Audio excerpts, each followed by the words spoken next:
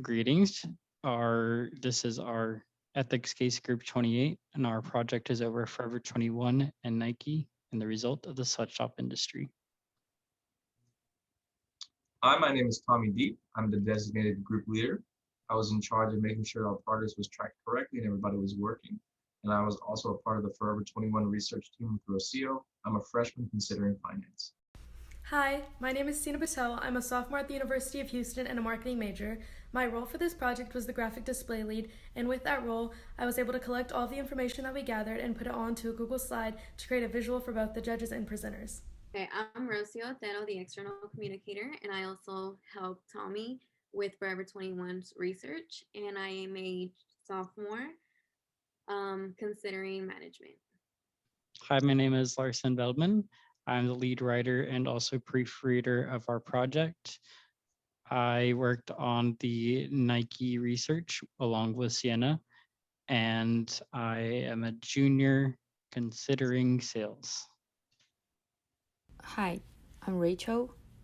In this project, I deal with internal communications, including creating our group chat and organize weekly group meetings. Hello, my name is Jennifer De Leon. I am currently a freshman at the University of Houston, planning to major in supply chain management. My role in the ethics case project was milestones leader, essentially ensuring that we were all aware of any upcoming major deadlines for different parts of our project. Hi, my name is Willie Gonzalez. I am a junior at the CT Bauer College of Business in the University of Houston, looking to major in business management. My role in this project was the research lead. That meant that I authenticated the research that was presented, made sure that it was accurate and that it was factually correct. And I also did any additional research requested by the two research groups. So, you might be wondering, what are sweatshops and why do we use them? So, sweatshops, defined by the US Department of Labor, is a factory that violates two or more labor laws. It can be a clothing factory, it can be a manufacturing warehouse. It's really exponential when you consider it.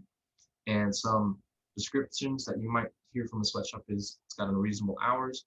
Their pay is very low below minimum wage. They have zero to no benefits, often include instances of child labor alongside the Middle Eastern factories. And companies utilize sweatshops because it's an extremely cost-saving route. These, to go off of what Tommy said, these graphics are evident of sweatshops. On the left is an example from the past, and on the right is an example of the present due to more technology.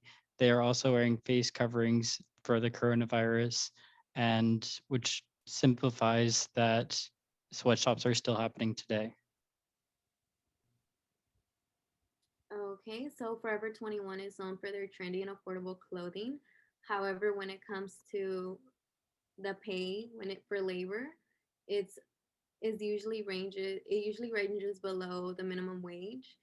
We'll discuss how they managed to pay almost $4 an hour, which was highly impossible to make a living, especially living in California. Key term to remember for Forever 21 is fast fashion. Fast fashion is when a company tries to replicate high fashion trends on a large scale at a fraction of the cost. So some evidence of Forever 21, 2012 investigations by the U.S. Department of Labor. Forever 21 violated the provision of FLSA, which prohibited employers from shipping incompetents any good produce in violation of the act minimum wage, overtime, or child labor standards. Okay. Norma, she is a former employee and she would work almost 11 hours a day and she was paid $6 an hour. Her claim is one of many that have filed since 2007 by workers demanding back pay for producing Forever 21 clothing. And the results are protests, bankruptcy, and customer backlash.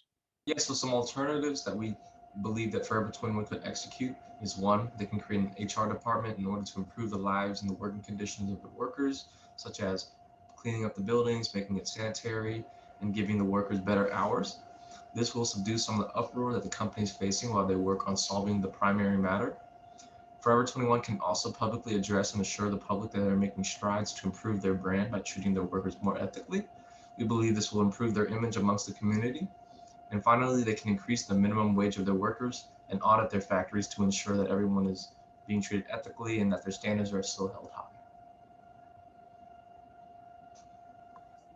For Nike is one of the ones that has established these alternatives, which dating back all the way until the 1970s, they were under fire for pretty much having sweatshops until 1991. An activist named Jeff Bollinger published a report detailing low wages, poor working conditions in Nike's Indonesian factory. Once they did this, Nike became under fire by the media as well as the public to pretty much roll back on these changes and to have the government or someone step in to be able to audit these changes.